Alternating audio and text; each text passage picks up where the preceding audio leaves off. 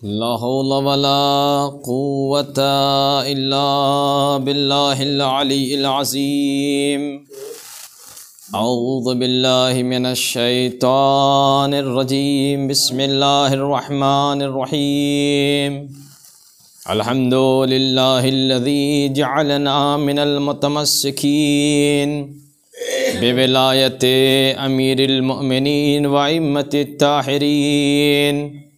सुम्मस्सलातु वस्सलाम वत्तहिय्यतु वल इकराम अलन नबिय्यिल मक्किय्यिल मदनिय्यिल क़ुरैशिय्यिल हाशिमी सय्यदिन नबीन व ख़ातमिल मुरसलीन मौलाना व मौलास सकलैन जद्दिल हसनैन अबिल क़ासिम मुहम्मद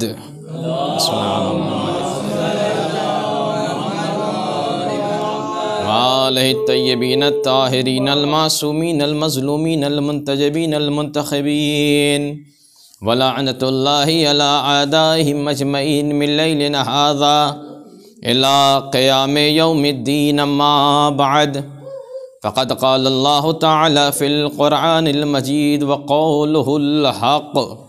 बिस्मिल्लाहिर रहमानिर रहीम। वअतिज़िल क़ुरबा हक़्क़हु। सलवात पढ़ दे मोहम्मद व आले मोहम्मद।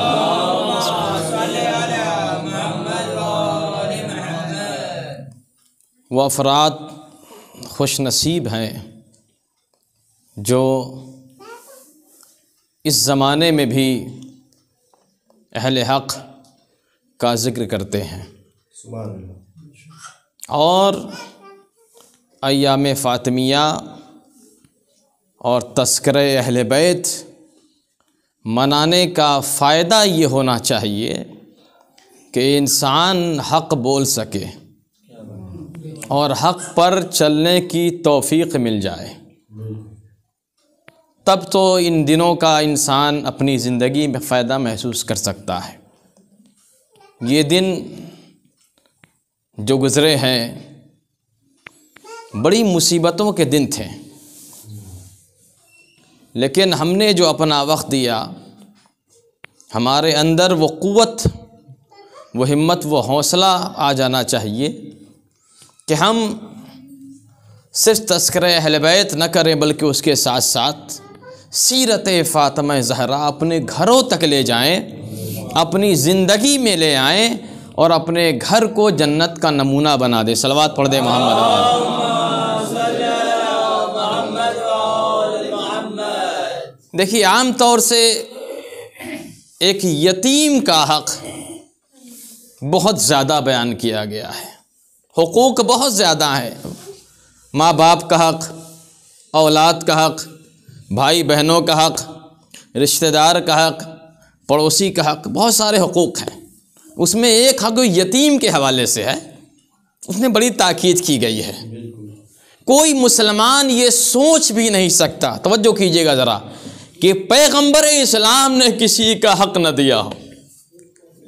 लेकिन जब पैगंबर जा रहे हैं तो अल्लाह आवाज़ दे रहा, वातिज़िल क़ुरबा हक़्क़हु, ऐ मेरे हबीब क़ुरबा को उनका हक़ दे दीजिए।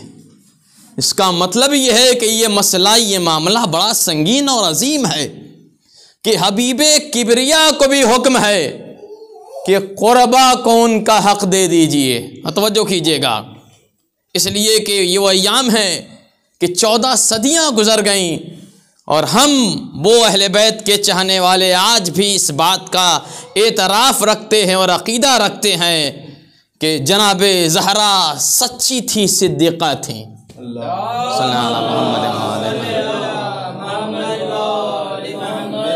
और ये हक़ इतना अजीम था कि फ़ातिमा को, जो जल्दी घर से नहीं निकलती थी, हाकिम के दरबार तक आना पड़ा। ये इतना अहम मसला है कि इमाम जाफ़र सादिक़ अलैहिस्सलातु वस्सलाम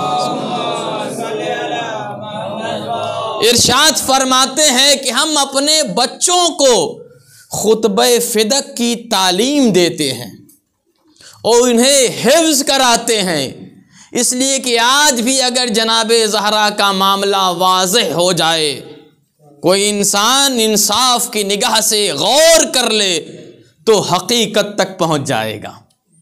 दूसरी तरफ कुरान की भी ताकीद है। आप जरा देखें कि जब अहले बैते अतहार का हक जो ना दे सके, वो यतीम का हक, मुसलमानों का हक क्या देगा कि जिनका वोट लेकर वो हाकिम बना है। कुछ उलमाए अहले सुन्नत और तमाम शिया मुफस्सरीन इस बात का इकरार करते हैं कि जब ये आयत नाजिल हुई तो पैगंबर इस्लाम ने जिब्राइल से कहा कि किसके हक की बात कर रहे हो, मैंने तो सबका हक अदा कर दिया। तो जिब्राइल ने आवाज़ दिया, अल्लाह आवाज़ देता है, आते बे फातिमा फिदकन, कि आप फातिमा को फिदक दे दीजिए। तवज्जो कीजिएगा, ये मामला कितना अजीम है। फिदक दे दीजिए, उनका हक दे दीजिए। पैगंबर ने यूं ही नहीं दिया बल्कि कागज़ और कलम मंगाया और अपने हाथों से तहरीर किया। हसन हुसैन अमीरुल मोमिनीन को गवाह बनाया, खुद दस्तखत कर दिया। यही दस्तावेज काफी था फातिमा को हक दे देने का। सलावत पढ़ दे मोहम्मद। लेकिन शायद शहजादी की अजमत लोगों की निगाह में नहीं थी। मैं एक रवायत आपके सामने अर्ज करूंगा, फिर उस हक की बात करना चाहता हूं कि जिसके जरिए हक व बातिल का फैसला हो जाता है। कि हालात इतने ऐसे दिन आ गए, और ये मुसीबत के दिन किसी के साथ भी आ सकते हैं, लेकिन जिन मुसीबतों में अहले बैत ने फाका रख कर दीन पहुंचाया है, और हमें सिर्फ कहा है कि ईमान पे बाकी रहना। हमसे तो सिर्फ सालाना बचत पे भी 5वां हिस्सा निकालना है। 100 रुपया बच जाए तो 20 रुपया निकालना है। तवज्जो कीजिएगा, हक़्क़े ज़हरा, हक़्क़े अहले बैत की बात होती है। हमसे नहीं कहा गया है कि पूरा का पूरा मालो असबाब आप अल्लाह की राह में लुटा दीजिए। ये काम हमसे हो भी नहीं सकता। ये काम तो अहले बैत अतहार का है। क्या कहा, सालाना बचत खुम्स को बदनाम किया जाता है। ये नहीं कि आप जितना है आप सब लुटा दीजिए। साल भर जो बच जाए उसमें भी सब नहीं, 5वां हिस्सा देना है। तब अय्यामे फातिमिया मनाने वाले हक़्क़े ज़हरा नहीं दे पाते हैं। सलावत पढ़ दे मोहम्मद। फाके की नौबत आ गई। क्यों? दूसरों को खिला खिला कर, खुद भूखे हैं लेकिन दूसरों का पेट भर रहे हैं। यहां तक नौबत आई कि अमीरुल मोमिनीन को यहूदी के घर जाना पड़ा और चादरे ज़हरा गिरवी तौर पे रख दिया और जो ले लिया कि जब मजदूरी करेंगे उसे पैसा देकर फिर चादर वापस ले लेंगे। यहूदी की बीवी थी, उसने वो चादर बड़े एहतराम से रख लिया। जब शब का वक्त आया और शौहर उसका घर में आया, उसने क्या देखा? घर हमारा नूरानी है, मुनव्वर है, रोशनी है, नूर है। घबराया, पूछा आज क्या बात है, हमारे घर में इतनी रोशनी कैसे है? जरा तवज्जो कीजिएगा, मदीने के मुसलमानों ने ज़हरा को नहीं समझा। कहीं कैसा नूर है? कहा कि कुछ देर पहले अमीरुल मोमिनीन आए थे, जिसने नबूवत का दावा किया है, उसकी बेटी की चादर है। उनके घर में नौबत यहां तक आ गई है कि उन्होंने जो हमसे लिया है और चादर गिरवी तौर पर रख दिया है। जब वो करीब आया और नूर मुलाहजा किया तो कहा, जाओ फौरन बड़े एहतमाम से उन्हें चादर वापस कर दो, मैं अभी ईमान लाता हूं। वो ईमान लाया, उसकी बीवी ईमान लाई। कबीले के 70 अफराद चादरे ज़हरा की अजमत समझकर ईमान ले आए, जबकि फातिमा ने न तकरीर की न कुछ बोली, लेकिन वो कैसे कलमा गो थे। फातिमा बोलती रही कि मैं सिद्दीका हूं।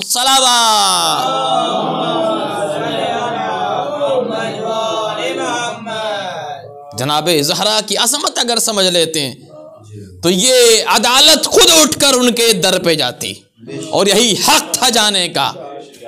लेकिन हालात ऐसे बना दिए गए, हर मुसलमान का फर्ज है कि वो पहचाने, पता करे कि रसूल की चहती बेटी पर कैसा वक्त आ गया कि जो फातिमा मरकज़े हिदायत थी, इस्मते कुबरा की मंजिल पे फाइज थी, उसे चल के आना पड़ा और खाली हाथ वापस चले आए। एक बहाना यह किया जाता है कि फिदक जो है वो सदका था। तवज्जो कीजिएगा जरा, फिदक क्या है? सदका था, लिहाजा सदका उम्मत का हक होता है। तवज्जो कीजिएगा, सदका था और सदका उम्मत का हक होता है। जबकि अभी खुद हमारे दरमियान बाज वो लोग जो हर साल अय्याम फातिमिया मनाते हैं और यही समझते हैं कि जनाब ज़हरा उस फिदक के लिए दरबार में गई और इतनी अजियतों और मुसीबतों को बर्दाश्त किया। अगर मामला सिर्फ बाग का होता तो फातिमा ज़हरा उस सखी और करीम का नाम है कि जो हसनैन का सदका उतार कर दे देती। इसके अलावा 7 बाग और थे जनाब ज़हरा के पास। खजूरों के बाग की हैसियत क्या? ये फिदक बहाना था कि सामने बैठे हुए बादशाह को जालिम साबित करने का। फिदक सिर्फ खजूरों के बाग का नाम नहीं है, खिलाफते अली का मामला था, विलायते अली का मसला था। दलील दे रहा हूं, जब इमाम मूसी काजिम का जमाना आया सल्लल्लाहु अलैहि मोहम्मद और जमाने के बादशाह ने कहा कि आए फर्जंदे रसूल, आपकी जद्दे माजदा को उनका हक नहीं मिला, आज हम चाहते हैं कि फिदक आपको वापस कर दें। तवज्जो कीजिएगा, तो इमाम ने फरमाया तू वापस नहीं कर सकता, तब वो बाग ही तो है खजूर का, मैं बादशाह हूं, मेरी हुकूमत अफ्रीका से हिंदुस्तान तक है, मैं वो बाग दे दूंगा ताकि ये इल्जाम, ये बदनामी खत्म हो जाएगी। इमाम ने फरमाया कि तू नहीं दे सकता। उसने कहा बताइए तो वो कितनी दूरी में है? कहा बताऊं मैं? फिदक कहते किसे? तवज्जो कीजिएगा, कहा जितनी तेरी हुकूमत के हुदूद हैं वो फिदक में शामिल है। इमाम ने बता दिया कि मामला बाग का नहीं, मामला खिलाफत का था। सलावत।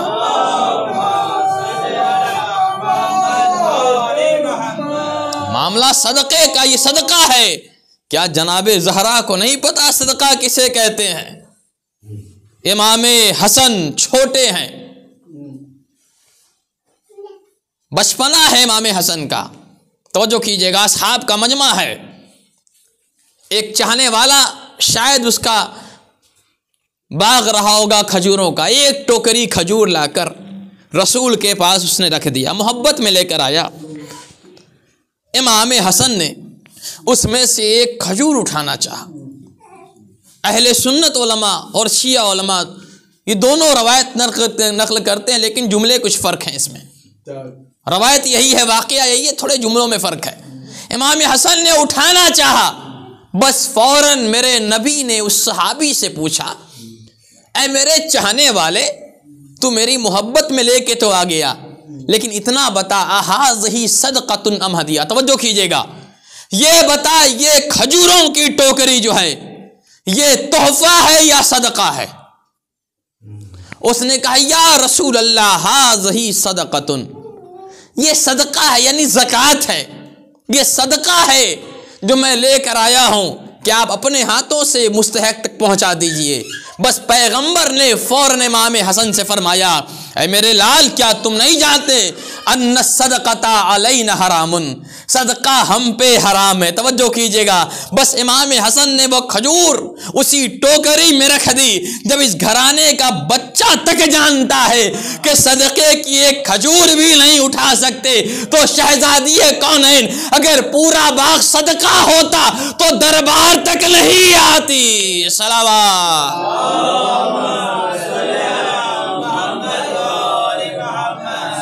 उसके बाद क्या कहा गया कि नहीं, पैगंबर जो चीज छोड़ते हैं वो सदका होती है और पैगंबर की कोई मीरास नहीं होती।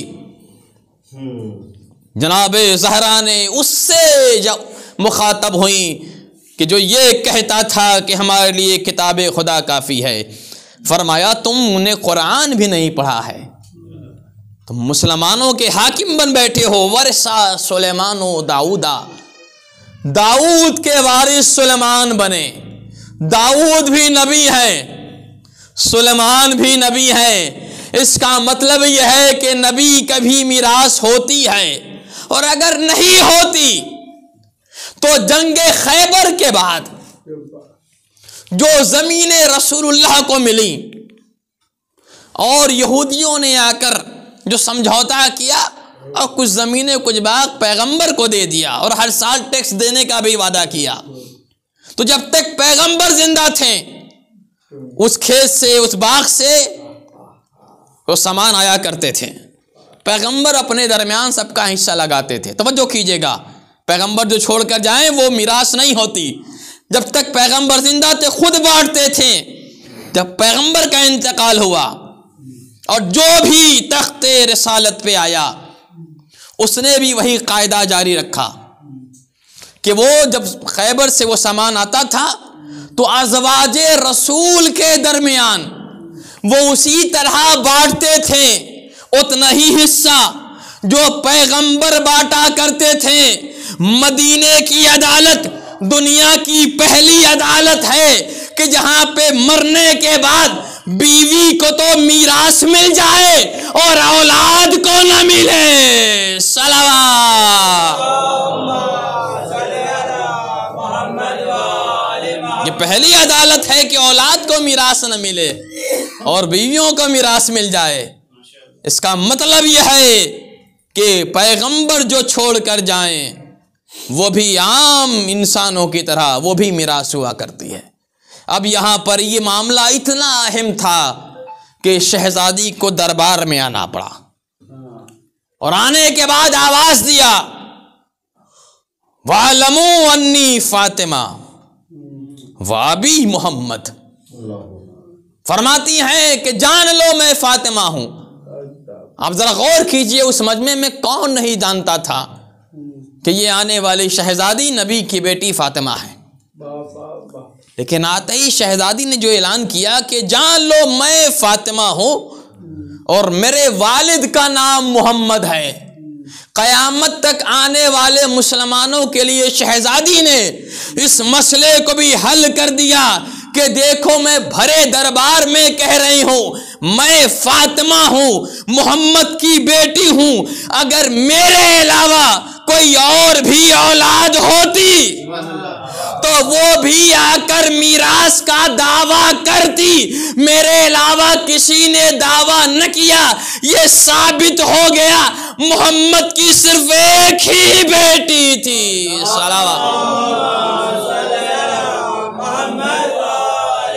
सब जानते थे कि फातिमा है और नबी की बेटी हैं, लेकिन ना कर इन्होंने ऐलान किया और ये बता दिया। अब मैं उस अदालत की कैफियत और मुसलमानों से इंसाफ चाहता हूँ कि ये क्या क़यामत आ गई अहले बैत अतहार के हवाले से।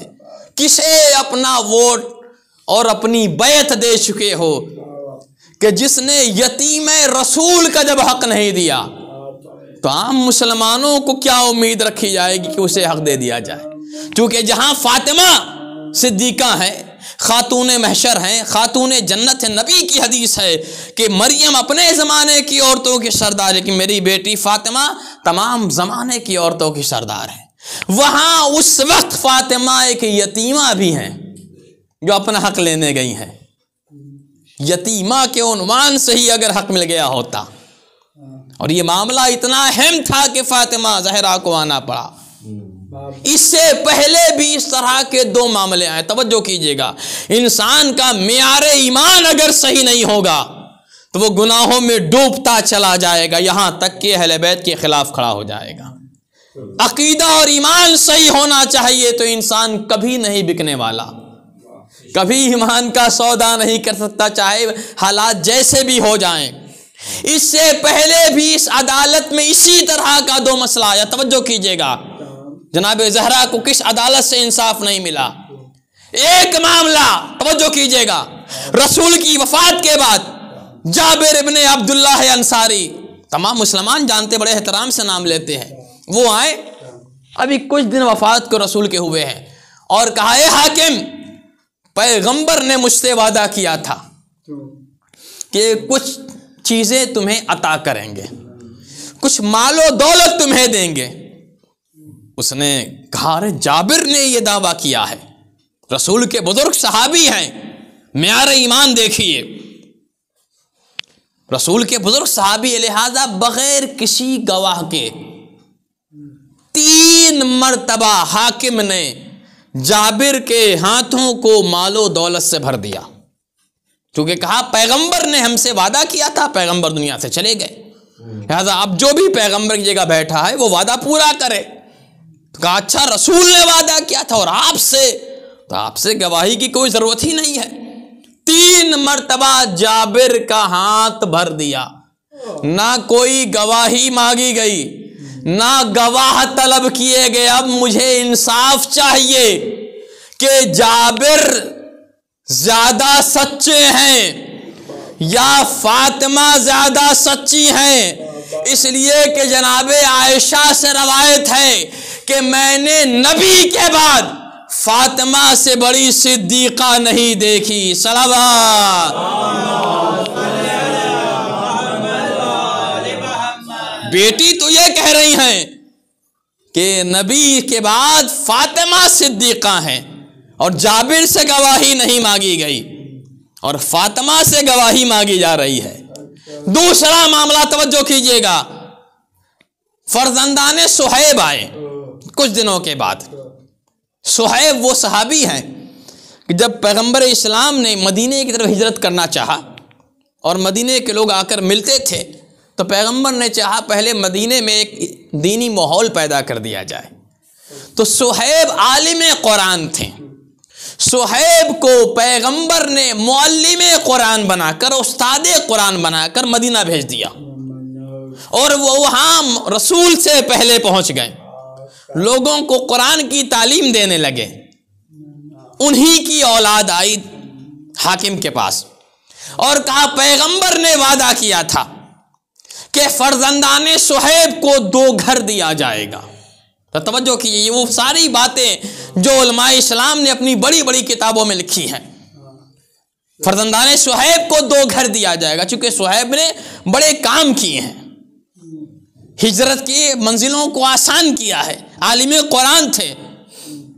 तो हाकिम ने कहा गवाह पेश कीजिए। तो अब्दुल्ला इब्ने उमर को बतौर गवाह पेश किया गया, और जैसे ही उन्होंने कहा हाँ मैं गवाही देता हूं कि रसूल ने वादा किया था, फिर उसके बाद बात मान ली गई। अब्दुल्ला इब्ने उमर की गवाही पर फर्जंदाने सुहैब को 2 घर दिया इसी अदालत ने कि जहां फातिमा से गवाह मांगे गए, और एक नहीं कई गवाह मांगे गए, फिर भी हक न दिया गया। अब मुझे कोई ये बता दे कि अली और हसनैन ज्यादा अफजल हैं या अब्दुल्ला इब्ने उमर बेहतर हैं। सलावत।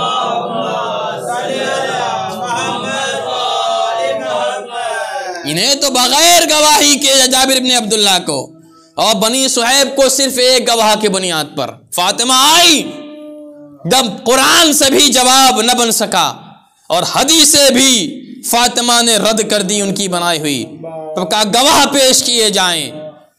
हसनैन जैसे मासूम गवाह पेश किए गए। तवज्जो कीजिएगा, उम्मे ऐमन जैसी सिद्दीका पेश की गई कि रसूल की हदीस मौजूद थी उनके बारे में कि ये झूठ नहीं बोलती, जन्नती औरतों में से एक है।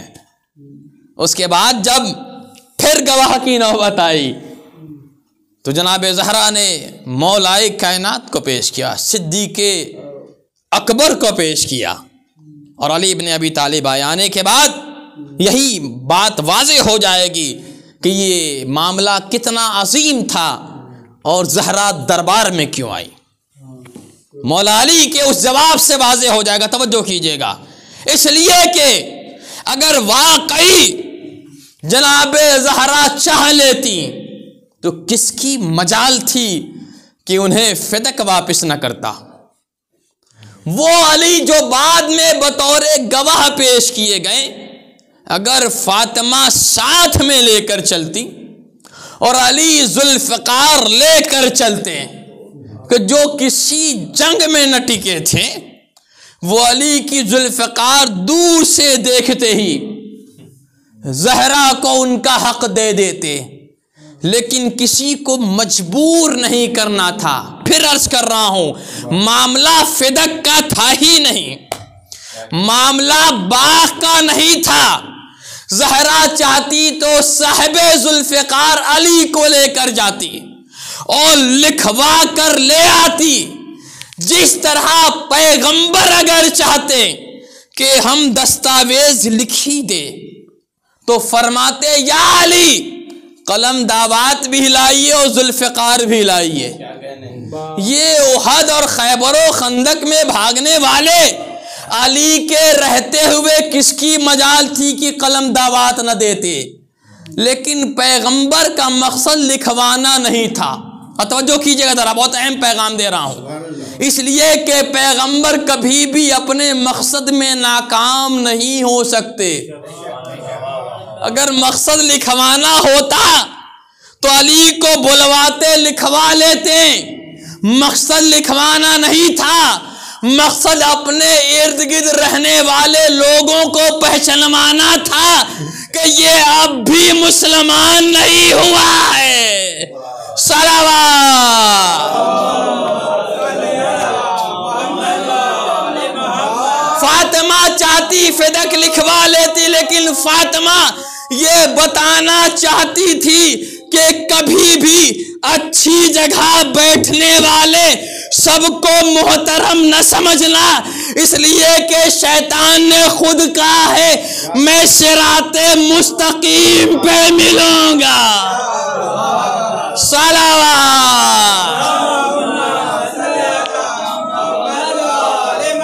फातिमा ने पहचान बताई है, मिंबर पे देख के, मस्जिद में देखकर, मजलिस में देखकर तय न कर लेना कि बड़ा अच्छा आदमी है, बहुत मोहतरम है, बड़ा मोतबर है। किरदार देखो, अहले बैत के खिलाफ काम कर रहा है, यह हक़ अहले बैत अदा कर रहा है।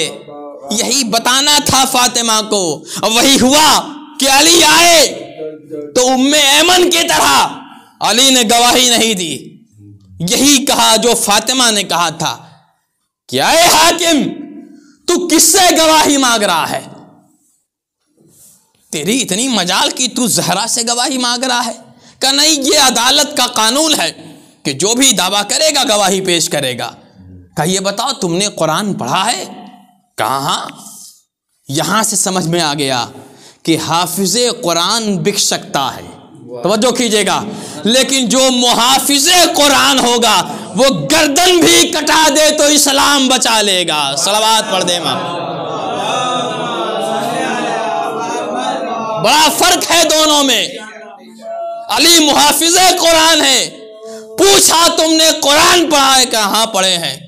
काए तथीर पढ़ी है? कहाँ बड़ी मशहूर आयत है। का ये बताओ आयत तथीर में फातिमा शामिल है कि नहीं? अली ने कोई गवाही पेश नहीं की है, बल्कि अली ने भी जालिम के चेहरे से नकाब खींची है।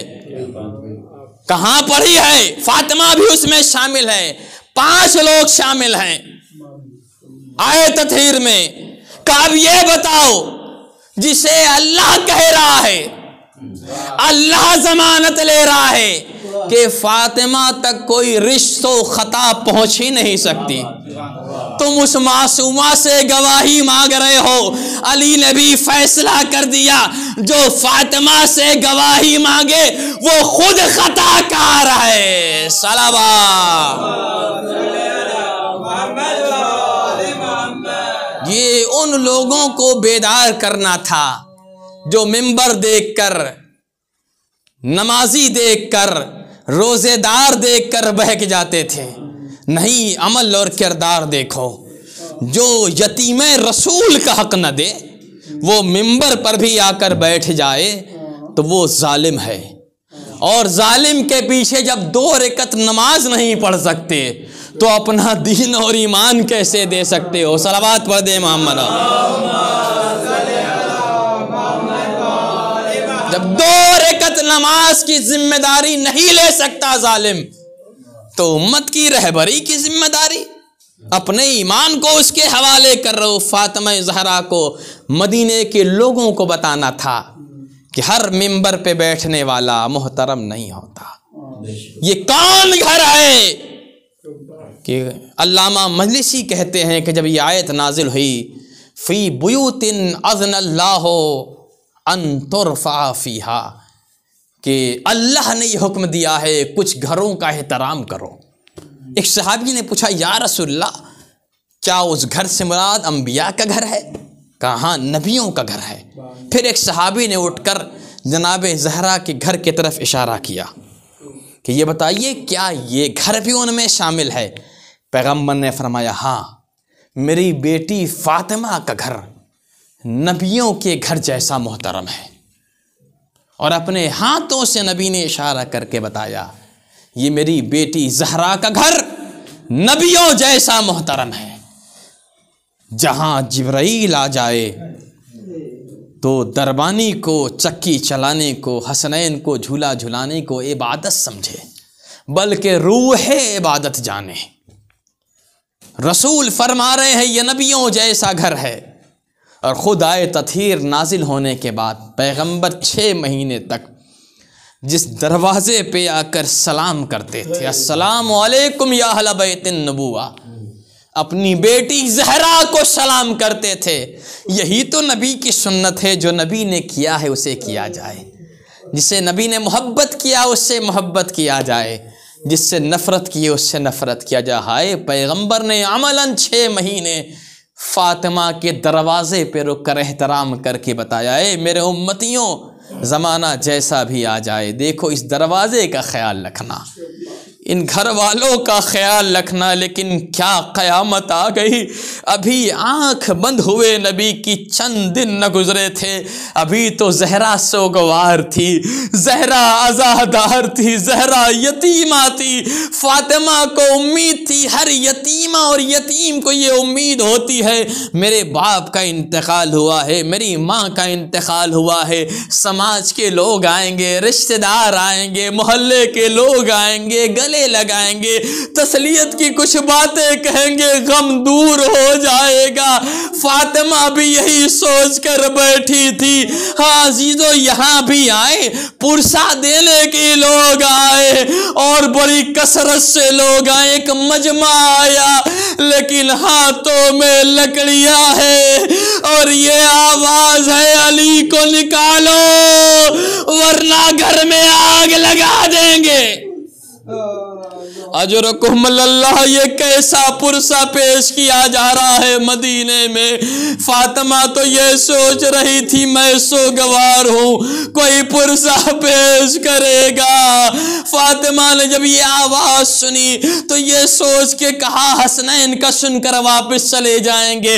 फरमाती है इसमें नबी के छोटे छोटे बच्चे हसनैन है, खुद मैं नबी की यतीमा बेटी फातिमा हूँ। क्या तुम भूल गए इस दरवाजे पे नबी सलाम करते थे, लेकिन एक मलूल की आवाज आई, अरे कोई भी हुआ करे हम आग लगा देंगे। अरे कयामत आ गई, आग लगा दी गई, जलता दरवाजा बुतूल के ऊपर गिरा। अजरकुमुल्लाह, अजरकुमुल्लाह। 2 जुमले फातिमा ने कहे हैं, एक जुमला आवाज दिया, बाबा रसूल खुदा आपकी चहेती बेटी के साथ क्या जुल्म हो रहा है देखिए। और दूसरा जुमला, ऐ फिज़्ज़ा, अरे दौड़ो मेरी तरह, मेरा मोहसिन मारा गया। अजरकुम अल्लाह, अजरकुम अल्लाह। हाजी बस 2 जुमले अर्ज करूँगा मजलिस तमाम। हाजीजो वो दिन आ गया जब अस्मा ने देखा शहजादी की तबीयत ठीक लग रही है, खुशी खुशी करीब आई। का शहजादी अल्लाह का शुक्र है बड़े दिन के बाद अपने से उठकर आई है, आपकी तबीयत अच्छी लग रही है। शहजादी ने कहा अस्मा मेरी तबीयत अच्छी नहीं हुई है, आज मेरा आखिरी दिन है। ऐ अस्मा मैं अपने हुजरे में जा रही हूँ, जब तक तस्बीह की आवाज आए समझना फातिमा जिंदा है। आवाज रुक जाए देखो ध्यान देना मेरे बच्चे आए, उन्हें खाना खिला देना। बस आवाज आई सुभान अल्लाह वल्हम्दुलिल्लाह, आवाज बंद हुई, अस्मा रोने लगी। जज़ाकुम रब्बुकुम खैरल जज़ा। बच्चे आए, अस्मा ने अपने आंसुओं को पोंछा, चाहा कि पहले खाना खिला दे, लेकिन अस्मा कहती है ऐ बच्चों खाना खा लो, लेकिन कैसे बोले, दिल तो गमज़दा है।